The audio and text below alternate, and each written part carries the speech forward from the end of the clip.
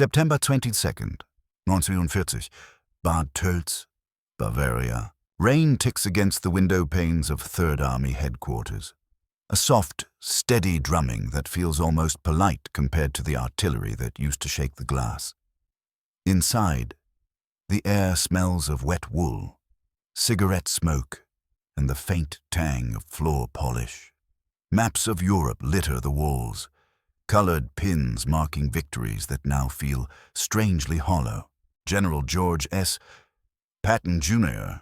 stands over one of those maps, jaw working under a tight, white scar of a mustache. His riding boots creak as he shifts his weight, gloved hand resting on the butt of his ivory-handled revolver. The war is over. The Germans beaten, Berlin taken. You would expect relief, maybe triumph. Instead, Patton looks furious. Across the table, a young intelligence officer clears his throat, clutching a folder stamped "Secret." "Sir, Schaff has confirmed the new sectors. The Soviets hold Berlin, Prague, Vienna." He trails off as Patton's blue eyes narrow, tracking the red-shaded areas that bloom like an infection across the map. "Look at that," Patton mutters, more to himself than anyone else. "We bled to beat the wrong enemy." The room goes still. Staff officers exchange quick, nervous glances. Everyone knows Patton is blunt, reckless with words. But this feels different, dangerous. He taps the map with a gloved finger, right on the line where American and Soviet forces now face each other along the Elbe. 3 months ago, he says, voice low but icy clear, we were slaughtering these German sons of bitches from one end of Europe to the other. They fought like hell, tanks, guns, discipline. Now we are supposed to pretend the Russians are our dear friends while they rape half the continent in broad daylight. The intelligence officer swallows. "Sir, Moscow is our ally. Without the Red Army, we would have had to face far more German divisions in the West." Patton snaps his head toward him. "Ally, mark my words. Son, in 10 years, maybe less, you will look back at this day and wonder why we did not keep going. We had the finest army on earth in fighting trim, our logistics humming, our soldiers eager. We could have turned north and east, joined what was left of the German army, and driven the Bolsheviks back to their own filthy border. There it is, the idea that will echo in whispers and rumors long after Patton is gone. You are standing in that room now, feeling the temperature change. Some of the officers shift uneasily, not because they like the Soviets, but because they know how far this runs against the official line from Washington and London. The war was sold as a crusade against fascism, against Hitler, against Germany. To even suggest that America should have fought alongside the Wehrmacht is not just controversial, it is heresy. Patton feels the weight of their silence, but plunges ahead.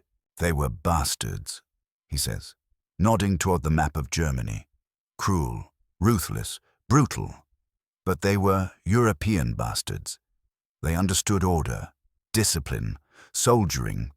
If we had knocked Hitler off his perch and harnessed that army properly, there would not be a single red soldier west of their own frontier today." An aide scribbles something in a notebook, pretending not to listen. Another officer stares at the floor, trying to disappear into his uniform. Somewhere in the hallway, a typewriter clacks, relentless and mechanical, the machine sound of a new world settling into place. Patton turns back to the window.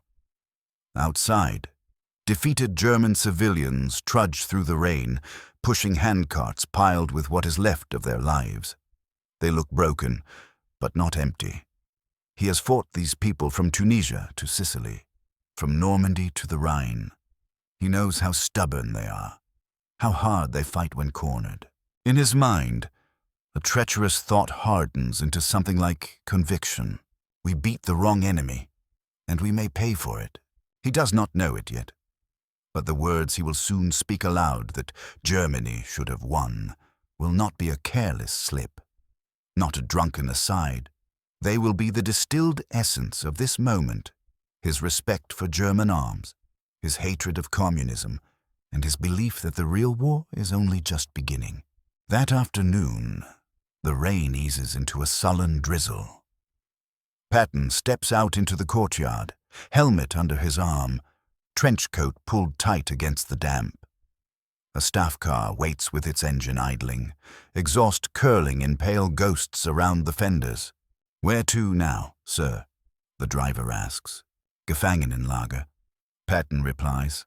"The prisoner camp. I want to see the Germans." The camp used to be a Wehrmacht training ground. Barracks and drill fields now hold rows of barbed wire and watchtowers. As Patton enters, German soldiers in field grey look up from their mess tins and cots.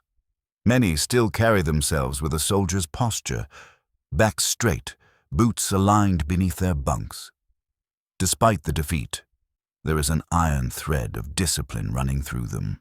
An American colonel walks beside him, flipping through a clipboard. "We have around 8,000 here, sir, mostly infantry, but some armored officers, a few from elite formations." Patton's eyes narrow. "Panzertruppen?" "Yes, sir, including one general lieutenant, former division commander." Patton nods sharply. "I want to see him," inside a small office that now serves as an interrogation room. The German general rises as Patton enters. He is lean, middle-aged, his tunic stripped of insignia but pressed with obsessive care. His eyes are tired, but steady. "General Patton," the interpreter says. "This is General Lieutenant Klaus Reinhardt." Reinhardt offers a stiff nod. "General," he says in careful English, "I have met your tanks often. They fight well." Patton's lips twitch, almost approving. "And yours gave us plenty of trouble," he replies, "especially when our air could not see you." The two men study each other. Soldiers, professionals, veterans of a brutal education in mechanized war. For a moment, the flags on their sleeves matter less than the shared understanding of what it means to command men into fire. Patton gestures to a chair. "Sit." I do not talk to beaten men while they stand. They sit across from each other at a scarred table. Rain patters against the window. "You fought in Russia," Patton says. It is not a question. Reinhardt nods once. "From Smolensk to Kursk. Then they pushed us back, kilometer by kilometer." "What did you think of them?" The German hesitates, then answers with the bluntness of someone who has seen too much to waste time on lies. "They are not like us. They do not care how many die. They throw men and machines until the ground is clogged. Brave, yes, but not for honor, for fear, for the party, for the commissars behind them." Patton listens, fingers drumming softly on the tabletop. "You believe they will stop now?" he asks. Reinhardt's tired eyes flick to the window, toward the east. "No, General. They will not stop until someone makes them stop." Later, in the staff car on the way back, Patton stares out at the ruined villages sliding past, church steeples shattered, farmhouses roofless. An American major in the back seat finally breaks the silence. "Sir, with respect, those Germans are the ones who wrecked this country. Hard to feel sorry for them." Patton does not turn around. His voice is flat. "I'm not sorry for them, Major. I'm furious at our stupidity." "Stupidity, sir. We have just disarmed the only people in Europe who know how to fight the Russians and are willing to die doing it. And now we hand half the continent to Stalin on a silver platter. One day, someone will say it plainly, Germany should have won. Or at least, Germany should not have been destroyed so completely, because we will need her soldiers again." The major shifts uncomfortably. "But sir, the camps, the massacres, the crimes, we could not leave that regime in place. I am not talking about Hitler." Patton snaps. "I am talking about the German army, the skill, the training, the courage. Strip away the fanatics and you still have the best soldiers in Europe. We could have used them. Instead, We are busy teaching them to be dock workers and street sweepers while the Soviets roll over everything from here to the Balkans. The car splashes through a puddle, sending up a fan of dirty water. Patton's reflection flickers in the glass, a hard, lined face under a polished helmet. "You mark my words," he says quietly. "We may have won this war, but I am not so sure we have won the peace." Early October 1945. The grand hall of a former Nazi administrative building in Munich glows with yellow light. Chandeliers burn over a sea of olive drab and khaki. Medals glittering on chests. Crystal glasses clinking. A victory banquet. Officially, unofficially. It is a place for senior officers to trade stories, settle scores, and measure the new balance of power in a conquered Germany. You sit near the back with other junior officers, close enough to see the head table, far enough that your opinions do not matter. At the center, under crossed American flags, sits General George S. Patton. His polished helmet is gone, replaced by a tailored uniform with 4 stars that catch the light whenever he moves. Beside him are British officers, French, a sprinkling of civilians with cautious smiles and quick eyes. An American band plays a subdued version of Moonlight Serenade, while stewards pour wine from captured German cellars. Conversation rises and falls, like the hum of distant engines. At first, the talk is safe. Logistics, demobilization schedules, how many divisions will go home by Christmas. Then a British brigadier, ruddy-faced and flushed with drink, leans forward. "So, General Patton," he says loudly enough for several tables to hear, "what do you make of our gallant Soviet friends these days?"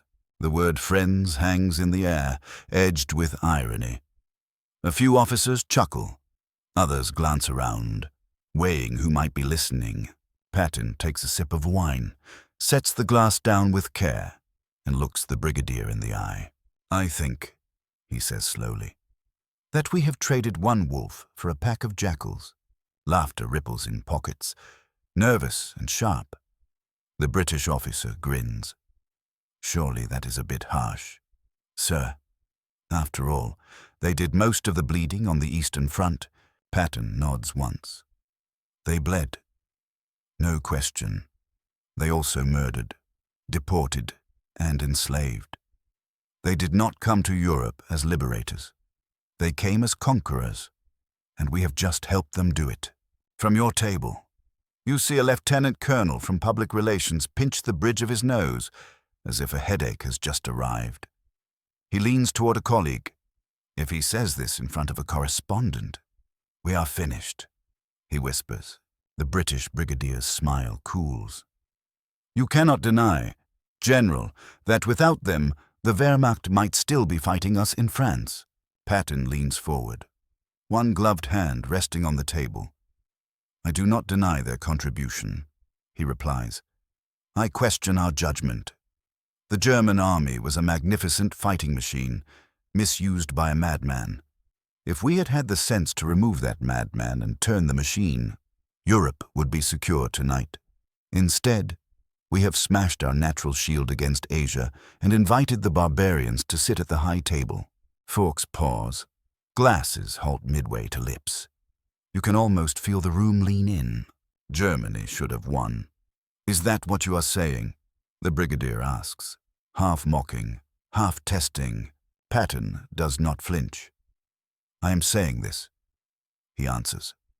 "In the long run, a strong, non-Nazi Germany holding the line in the East would have served Western civilization better than a crippled Germany and a swollen Soviet empire.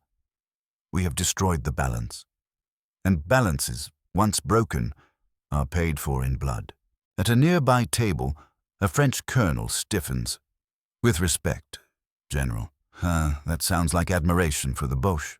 Patton turns toward him. "I admire skill," he says. "I admire courage under fire. The Germans fought us hard from Kasserine to the Bulge. They were efficient, disciplined, relentless. When you face such an opponent, you can either lie about them or you can learn from them. I prefer the latter.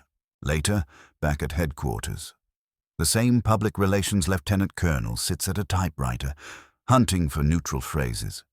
His orders are clear. Soften Patton's remarks before they circle back to Washington. He carbon copies a memo. Subject: recent informal remarks by General Patton regarding Soviet Union and German forces. Recommendation: public references to the Soviet Union be framed in terms of alliance and shared victory. Any praise for German military qualities should be contextualized as purely professional assessment, not political preference. He sighs, pulls the paper from the roller, and places it in a folder already too thick. Every week now, there are new reports. Patton comparing Nazis to Democrats in offhand comments.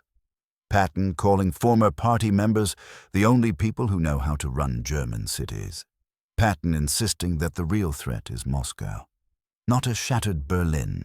You catch glimpses of it in corridors and conference rooms. A major general who used to hang on Patton's every word now keeps his distance. A British liaison officer remarks that old blood and guts may have finally gone too far. A reporter from an American newspaper arrives, hungry for quotes, and the staff suddenly become very careful about who speaks when. Yet Patton himself seems untouched by the growing chill around him. When he walks through the motor pool or the mess halls, soldiers still snap to attention with genuine respect. To them, he is the man who drove Third Army across France, who broke the siege of Bastogne, who always pushed forward. One evening, he stands before a formation of veterans, their uniforms faded from sun and grime. "You did your job," he tells them. "You beat the Germans in a fair fight. There is no shame in having respected the enemy you defeated. Remember them, because if I am right, one day you or your sons will face a foe the Germans knew too well. And this time, you will not have the Germans to pave the way." The men listen in silence. Some nod, some frown. The war is over, they are told. The idea that it might simply be changing shape is not something they want to hear. But Patton is already living in that next war. In a Europe he believes is sliding toward a new kind of darkness. And with every day, his words move him closer to collision with the very government he serves. Late October 1945. Frankfurt, headquarters of the United States forces in Europe. The corridors smell of coffee, floor wax, and cigarette smoke. Staff officers move with clipped urgency, arms full of files, voices low. In a conference room on the second floor, a group of senior commanders sits around a polished table. At the head is General Dwight D. Eisenhower, calm, composed, every word measured. Across from him, hands resting on his helmet in front of him, sits George Patton. His jaw is set, eyes bright with the stubborn fire that has carried him through 2 wars. A colonel from Eisenhower's staff finishes reading from a memorandum. "Additionally, sir," the colonel says, "there are reports that General Patton has publicly compared former Nazi Party members to American political parties and has expressed reluctance to remove them from local administration." Eisenhower looks up. His gaze is steady, not hostile, but firm. "George, you know why you are here." Patton leans back slightly. "I assume it is not to congratulate me on Third Army's performance." A few officers exchange tense smiles that fade quickly. Eisenhower folds his hands. "Washington is concerned. The President is concerned. We have a policy in Germany. Denazification. We have sold this war to the American people as a moral crusade. When you say in public that former party members are like Republicans or Democrats, you undermine everything we are trying to do." Patton's answer comes fast. "And when we rip out everyone who knows how to run a power plant or a rail yard because he wore the wrong pin on his lapel, we undermine Germany itself. This country must stand on its feet if it is to help hold back the Russians." An aide scribbles notes, pretending not to register the word Russians. Eisenhower sighs softly. "You cannot keep speaking as if the next war is already here. It is here. Ike, Patton says quietly. You just cannot see it yet. These people, he taps a folder labeled Civil Affairs, may have been party members, but they are Germans first. They hate Bolshevism. They fear it. Use that fear. A strong, disciplined Germany under watch is worth 10 treaties with Stalin. A British general at the far end of the table clears his throat. General Patton, there are those who say your admiration for the German soldier has gone too far. Some of your remarks sound as if you wish Germany had come out of this war in a better position than she did.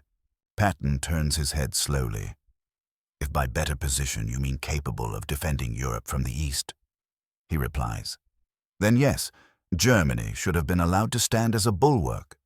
Instead, we have decided to crush her completely and trust Joseph Stalin to behave like a gentleman. That is not strategy. That is fantasy. Eisenhower's voice hardens. You are not a free agent. George, you are a commander in a victorious army that represents a democratic nation. Your personal views on future wars cannot come before current policy. Patton meets his eyes. For a long moment, neither man speaks. Then Patton gives a short nod. Understood. Supreme Commander, the meeting adjourns. Outside, in the courtyard. Patton pauses at the top of the steps. The air is cold, the sky a flat sheet of gray. Below, American soldiers move between trucks. German civilians sweep rubble into piles. His aide, Colonel Charles Codman, falls in beside him. How bad was it, sir? Patton snorts softly. Ike thinks I talk too much. Do you? Codman asks. Patton looks out over the ruined city, chimneys standing like blackened fingers against the sky. When the truth is dangerous, they call it talking too much. That night, in his quarters, he sits at a small desk, a green-shaded lamp casting a circle of light over blank paper. Outside, a train whistles somewhere in the darkness. He begins to write, the pen scratching steadily. We have defeated the wrong enemy. The German army, minus its Nazi poison, should have been preserved as the front line against Russia. Instead, we dismantle it piece by piece while the Soviets absorb half of Europe. Someday, men will say it openly, Germany should have won, in the sense that a strong, armed Germany would have kept Europe safe. I fear it will be too late when they finally understand. He pauses, staring at the words. Then he folds the paper, seals it in an envelope, and addresses it to a trusted friend back in the United States. When he blows out the lamp, the room falls into darkness. But his ideas do not. They will travel in letters, in offhand remarks, in the bitter jokes he tells to officers he believes he can trust. Each time he speaks them, they grow sharper, more dangerous, more out of step with the smiling photographs and victory speeches coming from Washington. Early November, 1945. Patton's new office in Bad Nauheim is smaller, the maps fewer, the phone quieter. Third Army is gone to another commander. He now leads 15th Army, a unit mostly on paper, set up to write histories of the war, for a man who lived for movement and attack. It feels like being put in a museum while still alive. Outside, autumn leaves skitter along the cobblestones as a staff captain ushers 2 men into the room. They carry notebooks, not rifles. Civilian suits instead of uniforms. Reporters. General Patton. Sir, Mr. Thompson from New York. Mr. Harding from London. Patton rises. Uniform immaculate. Riding boots polished. He shakes their hands with a grip that still feels like it belongs on a sword hilt. Sit down, gentlemen, he says. I am told you want to know what this war meant. They arrange themselves on the chairs, pencils poised.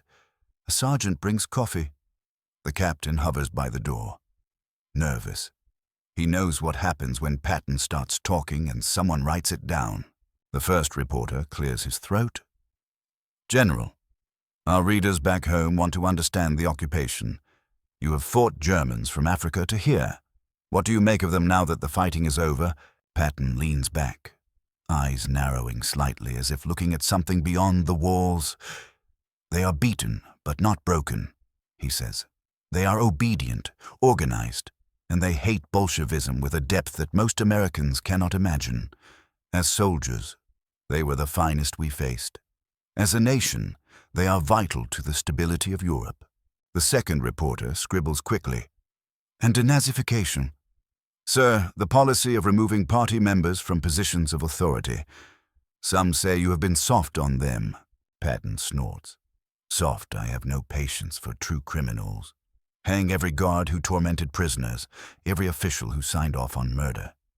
But if you throw out every man who ever took a party card, you will have no one left to run a post office.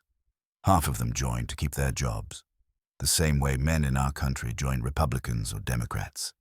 It does not make them all monsters. The captain by the door winces. He can already imagine the headlines. The first reporter looks up sharply.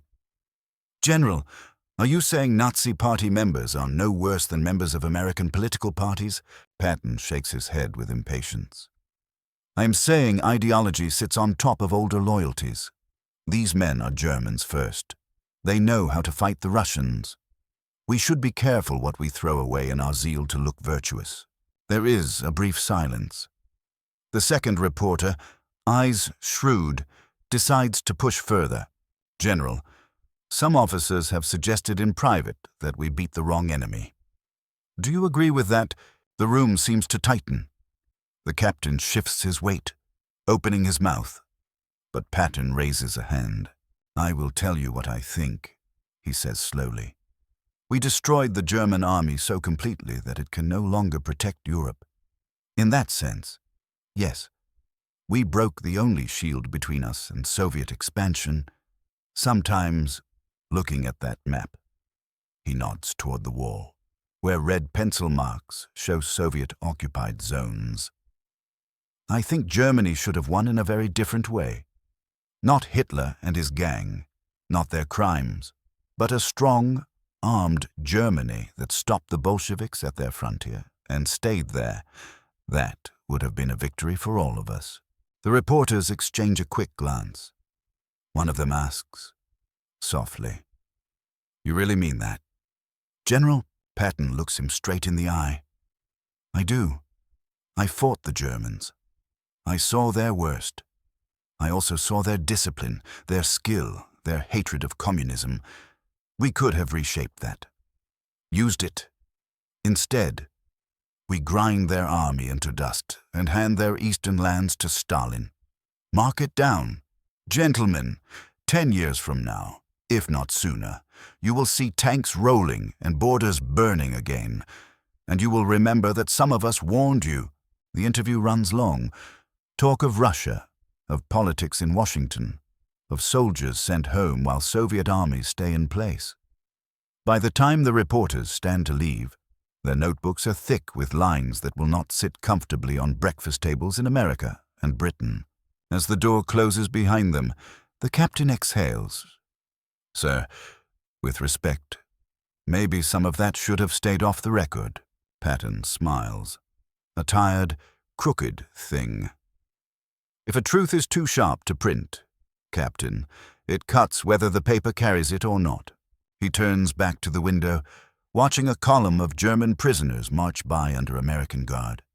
Same gray coats, same steady step, heads now bowed beneath foreign rifles. We beat them, he murmurs. But we also unmade something we will need again. 2 weeks later, the newspapers arrive in bundles at headquarters, the pages still smelling of ink and damp paper. The corporal wheels the stack down the corridor on a cart, tossing copies into offices as he goes. One lands on Patton's desk with a soft slap. He glances at the front page, then at an inside column where his own name appears in bold. The article is not long, but it is enough. Paraphrased quotes. The Germans were the finest soldiers.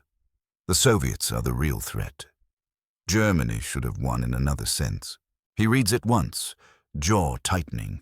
Across the desk, Colonel Codman waits, hands folded behind his back. They did not print everything. "Sir," Codman says carefully. But it is more than enough for Washington. Patton lays the paper down. For a moment, he seems very tired. "I know," he answers. "It was enough the moment I said it. By afternoon, the phones are buzzing. Calls from higher headquarters, from Eisenhower's staff, from public affairs. Words like outrage, political repercussions, Soviet reaction float through the halls. In a private meeting, General Omar Bradley looks at Patton across a small table. The two men have shared battles, frustrations, victories. Now there is something like sorrow in Bradley's eyes. "George, they cannot ignore this." Bradley says, "You hit the Soviets, you praise the Germans, and you sound like you regret how the war ended. They're already asking why you are still in command of anything." Patton smiles without humor. "So they will send me home?" "Yes," Bradley answers quietly. "There is talk of recalling you, or giving you something entirely ceremonial. The war is over. Politics have taken the field." "The war is not over," Patton replies. "Only this campaign." Bradley pushes his chair back and stands. "Maybe so. But this army cannot be led by a man who publicly says Germany should have won, no matter what you mean by it. They do not hear your distinctions. They hear only the phrase." When Bradley leaves, the office feels smaller. Outside, the wind rattles the bare branches along the street. Patton watches them scrape the gray sky. The greatest armored force he has ever commanded is already scattered back across the ocean. Soon he will be among them. A famous general without a war. December 9th, 1945. Morning in occupied Germany. Snowflakes drift lazily from a colorless sky. Patton steps out of the hotel in Mannheim. Coat buttoned, gloves on, ready for a day of pheasant hunting. No parades, no salutes from columns of tanks. Just a quiet drive and the crack of a shotgun in winter fields. The black Cadillac staff car waits at the curb. The driver, Private Woodring, stands at attention. General Hobart Gay, Patton's loyal subordinate, climbs into the back seat with him. "Nice to be doing something simple for once," Gay remarks. Patton chuckles. "If shooting birds is the most dangerous thing I do from now on, the army will sleep better." The car rolls out of the city, past tram lines and shattered buildings, onto a country road bordered by flat fields dusted with snow. Inside, the engine hums, the heater ticking. Patton peers out at the German countryside he has marched through so many times under very different conditions.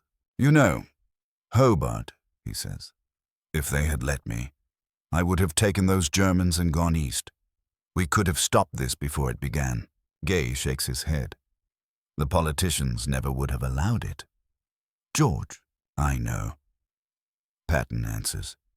"But one day, when the Russians close their fist, someone will wish we had. They will say we should have left Germany strong. They will say we beat the wrong enemy. It will be too late by then, but they will say it all the same." The Cadillac approaches a railroad crossing where a heavy truck loaded with wooden beams lumbers ahead. The driver misjudges the timing. Woodring slams the brakes, but ice and bad luck combine in a single instant. You are there in your mind. In that shattering second, the squeal of tires, the jolt, the sound of glass exploding inward. Patton is thrown forward, then back, his head snapping against the steel frame. The world goes white, then black, when the car settles. Steam hisses from the radiator. Snow swirls in through the broken windows. Hobart Gay groans, battered but alive. The driver staggers out, dazed. Patton does not move.